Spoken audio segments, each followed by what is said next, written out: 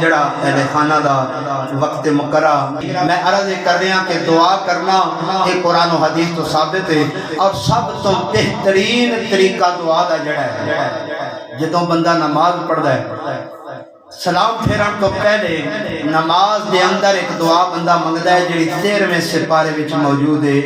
ربنا اغفر لی ولوالدی وللمؤمنین یوم یقوم الحساب۔ آندا ہے کہ یا اللہ میری بخشی فرما، ربنا اغفر لی میری بخشی فرما، ولوالدی اور میرے والدین دی بخشی فرما، میرے والدین دی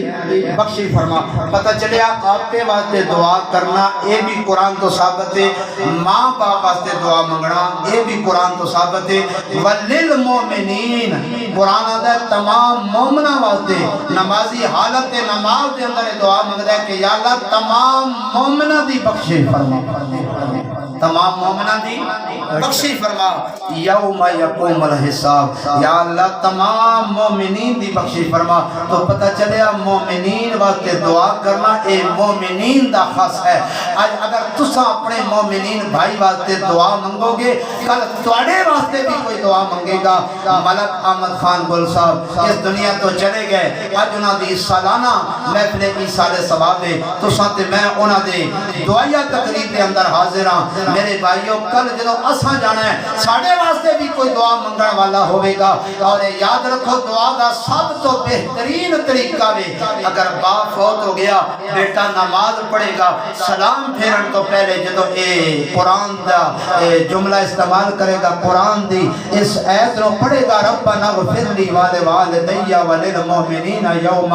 یقوم الحساب، یا اللہ میری بھی بخشی فرما، میرے ماں باپ دی بخشی فرما، قیامت تک آن والیاں مومنہ دی بخشی فرما۔ تو پتہ چلیا مومن واسطے مومن کون ہوتا ہے کہ جس نبی پاک دا کلمہ پڑھے،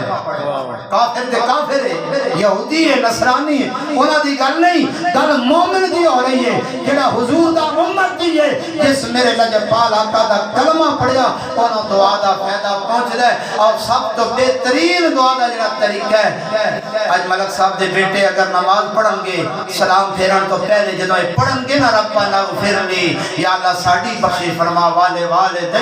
اور ساڈے والدین دی بخشی فرما، یقیناً انہاں دے قبلہ والد صاحب نو اس دعا دا فائدہ ہوگا۔